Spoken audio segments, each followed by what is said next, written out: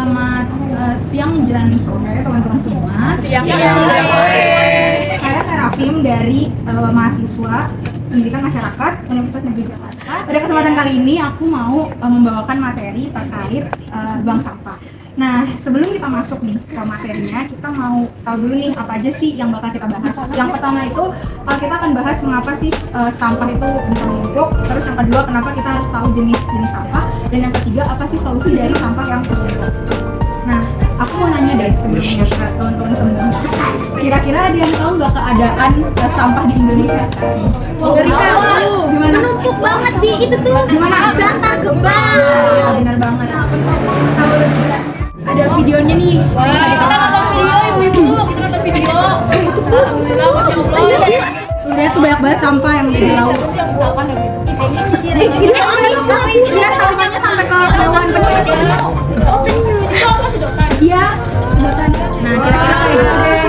Nah, setelah udah tahu nih kondisi sampah di Indonesia, pastinya kita sebagai masyarakat harus cari tahu dong gimana solusinya untuk menangani sampah. Nah, tapi sebelum masuk udah mencari solusi, kita juga harus tahu nih jenis-jenis sampah. Karena kalau kita nggak tahu jenis-jenis sampah, gimana caranya kita menangani masalah sampah. Nah, kira-kira dia tahu nggak jenis sampah itu ada berapa? 4. Nah, ya apa dia sebutin? Organik, Ya, berbahaya, atau beracun. B3. Nah, iya benar banget. Kalau anorganik itu yang gimana sih? Anorganik itu sampah. Iya betul, anorganik itu yang plastiknya punya yang urai. Kalau organik itu yang kayak daun, iya betul. Nah, kalau B3, nah itu masuk ke B3. Baterai. Iya baterai, terus kayak semprotan yang panas. Bener banget, itu masuknya B3. Nah, setelah udah tahu nih jenis-jenis sampah, sekarang aku mau kenalin sama 3R. Nah, kira-kira ada yang tahu nggak 3R itu apa? Recycle. Nah, boleh jelasin nggak? Ada yang mau jelasin nggak? Apa, ayo. Terus itu adalah memakai kembali. Nah, ya contohnya apa tuh, Mbak Sarah? Memakai kembali apa? Misalnya seperti tracing jadi uang juga. Ada kerajinan. Terus Ya, recycle. betul. Recycle itu apa di? Sampah dijadiin kerajinan. Ya, plastik jadi kerajinan itu juga menghasilkan nilai ekonomi. Terus kita harus mengurangi sampah dan sampah. Ya, sampah terurai, ya. terurai. Oke, benar banget. Sekarang kita masuk nih ke materi bank sampah. Nah, kira-kira teman-teman tahu nggak bank sampah itu? Apa ya? Sampah. Sampah boleh. Jadi nggak? Langsung ada ya. Tempat menyimpan sampah boleh. Nah, jadi tuh bank sampah itu adalah program sebenarnya dari pemerintah, sama pemerintah dan biasa perusahaan swasta kayak Unilever, tahu nggak? Ngadain program bank sampah. Nah, bank sampah itu iya ada juga, tahu nggak sih yang di Guardian tahu nggak? Kalau misalnya nah ya itu termasuk itu. Nah, jadi itu program yang mengolah sampah anorganik atau yang sudah terurai jadi sampah yang maksudnya barangnya berguna. Ya, jadi sampah itu adalah ya program yang menangani atau mengolah sampah-sampah. Nah, bisa sampah anorganik sama organik, kayak hasil samakannya itu bisa jadi pupuk. Ya, itu anorganik itu bisa jadi kayak tas atau kerajinan-kerajinan. Nah, kalau organik itu yang kayak limbah yang bisa urai. Kayak sisa makanan, nasi bekas gitu. Nah, itu bisa tuh dijadiin pupuk. Hah? Bisa ya, daun-daun dibakar terus daunnya dibakar. Nggak boleh. Karena bisa ke lapisan. Pencemaran udara ya? Betul. Lebih baik masuk ke bank sampah. Ini bank sampah itu juga banyak manfaatnya, kayak kita nanti yang nabung di bank sampah itu bisa dapat uang gitu. Iya betul. Nah, terus kan udah tahu tadi 3R jenis sampah, terus udah tahu juga bank sampah. Nah, ada yang tahu nggak sih kaitannya 3R sama bank sampah? Tahu tuh? Yang tadi udah sebutin kan 3R kayak recycle, residu. Satunya lagi. Kok residu? Reduce apa? Recycle itu kan pakai ulang, terus reduce itu mengurangi pemakaian yang menggunakan sampah. Kaitannya dari 3 itu misalkan di recycle plastik, plastik itu bisa bernilai ekonomis, dapat di duit. bank sampah. Terus kalau reuse itu kan kayak pakai ulang gitu kan. Nah sampah-sampah itu bisa diolah terus bakal dipakai menjadi barang yang bisa dipakai lagi gitu kayak tas terus segala macam. Jadi bank sampah bisa. Bisa nanti kan tapi tergantung bank sampahnya sih. Kalau bank sampahnya nggak mau ngolah, males. Berarti cuma dua Berarti nggak bisa. ya. Nah jadi sekian materi dari Wah, ya kok udah sampah. Nah, habis. kira-kira ada yang bisa kasih kesimpulan? Apa? Mbak Tanta, Dari RT mana dulu? Jadi, bank sampah itu program yang membantu manusia untuk mengurangi sampah, khususnya sampah yang sulit terurai, yaitu sampah anorganik, agar fungsinya itu penumpukan sampah di Indonesia dapat dikurangi. bener banget makasih Kak Rizka. Sekian penjualan kita hari ini, kurang lebih mohon maaf. Terima kasih.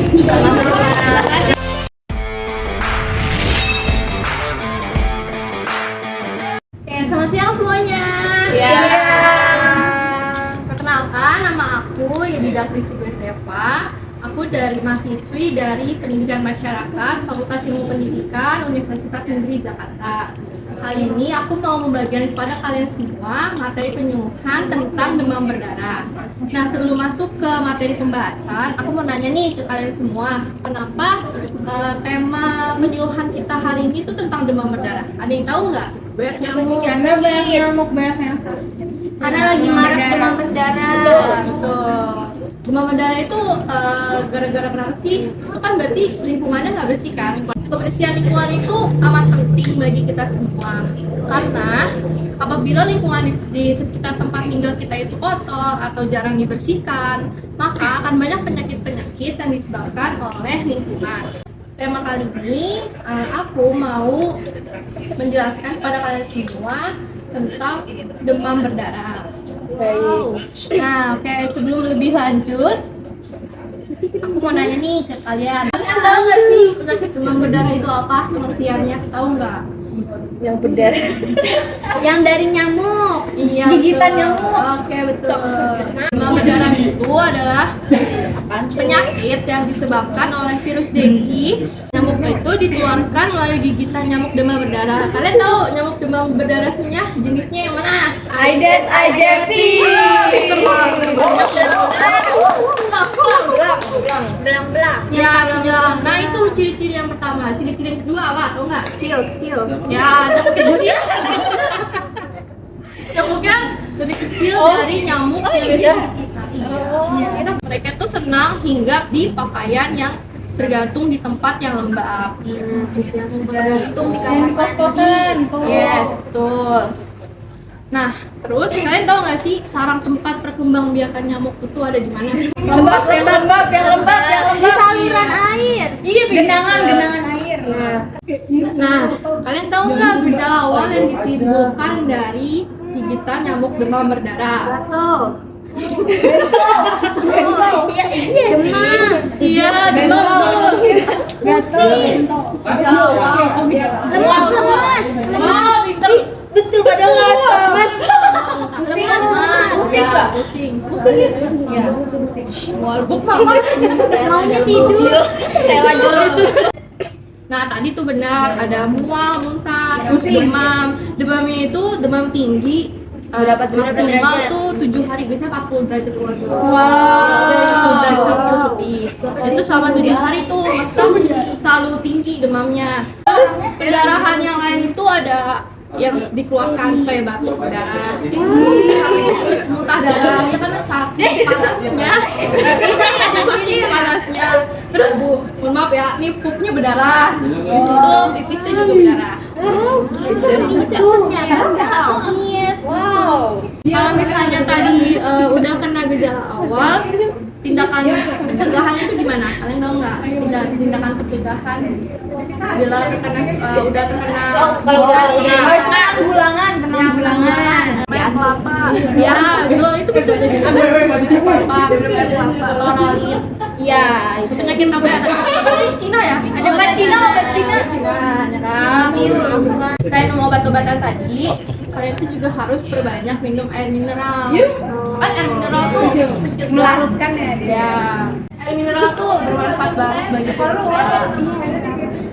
Nah, kalau misalnya penanggulangan tadi itu emang nggak bisa, maksudnya emang belum sembuh gitu, segera bawa penderita ke rumah sakit untuk penanggulangan lebih lanjutnya. Seperti itu. Pencegahan perkembangbiakan demam berdarah. Nah, tahu nggak? Cara pencegahannya gimana? Membersihkan rumah. Tuh, Membersihkan bak mandi. membersihkan rumah, bakalan disiapkan. Selain Lakukan 3M. membersihkan ya bukan 3M sampah 3M iya pak 3M apa ada tau nggak menimbun terus Mengubur. terus ya belum sama aja menimbun menutup ya terus menguras iya betul mengubur kalian tuh harus mengubur tempat-tempat tadi yang berkembangbiakan sama tempat perkembangbiakan yang demam berdarah kayak buat kalian bekas itu harus dikubur tempat-tempat tadi tuh nggak jadi sarang tempat yang mengembangbiakan nyamuk Aedes aegypti tadi Iya. lalu ini nih salah satu cara yang harus banget dilakukan setiap bulannya mungkin sama RW kalian itu Kerja bakti ya? Fogging bisa. itu harus banget harus banget dilakukan pengasapan biar semuanya mati ya mati ya betul aduh kalian semua nih pinter semua ya oke deh segitu dulu materi penyuluhan saya ke kalian semua ada yang mau memberikan kesimpulan oke deh ayo apa Baik, izin menyimpulkan ya. oke boleh silakan mbak siapa namanya bu Diba. oh mbak Diba Diba. aku orang Oke, Betawi bukan. Ini mau intinya dari apa yang sudah dipaparkan, nyamuk Aedes aegypti atau nyamuk demam berdarah itu sangat berbahaya Ya, bagi betul. kesehatan tubuh kita. betul Dan betul bentuk nyamuknya itu juga mudah dikenali, bisa langsung terlihat pada kakinya yang memiliki garis putih. Terus gejala awal yang ditimbulkan juga mudah ditemui. Iya. Nah, jadi setidaknya bila kerabat atau keluarga kita terkena demam berdarah, kita bisa langsung mencegahnya. betul Nah, seperti yang sudah dijelaskan tadi, udah banyak tadi kan yang dijelaskan. Iya, betul. Terus juga saya bisa tahu lokasi atau titik-titik yang menjadi sarang perkembangan nyamuk. betul Ya, intinya kita harus selalu merawat lingkungan rumah kita Betul. agar nyamuk demam berdarah dapat terminimalisir. Diba keren banget Mbak Diba. Oke, sekian dulu ya materi penyuluhan dari saya. Kurang lebihnya mohon maaf. Oke, selamat siang semuanya. Selamat siang.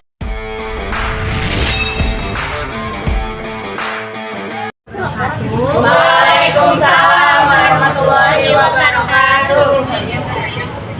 Baik, sebelum saya memulai penyuluhan, saya ingin memperkenalkan diri saya Maulida Farsa, mahasiswi dari Universitas Negeri Jakarta, Prodi Pendidikan Masyarakat semester 4. Pada kesempatan kali ini saya ingin sharing aja sih mengenai materi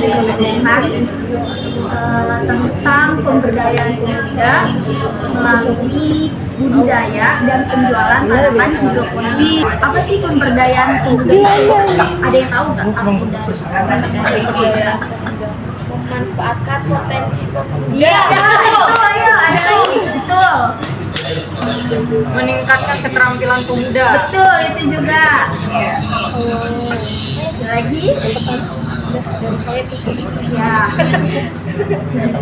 Iya, tadi benar kok jawabannya itu pemberdayaan pemuda adalah suatu kegiatan yang untuk meningkatkan potensi dan keterampilan juga membangkitkan peran aktif para pemuda. Ya, gitu. Dan dimana kan pemuda ini sebenarnya banyak ya, beragam potensinya gitu kan, cuman belum keasah aja nih gitu kan, makanya adanya pemberdayaan pemuda tuh untuk membangkitkan gitu kan potensi yang ada dan semangatnya tadi kan, karena masa-masa muda tuh masa-masa yang masih berapi ya. Pemuda itu sebenarnya apa ya, sangat berdampak besar buat perubahan di bangsa ini kan, iya, untuk pembangunan iya kayak gitu kan.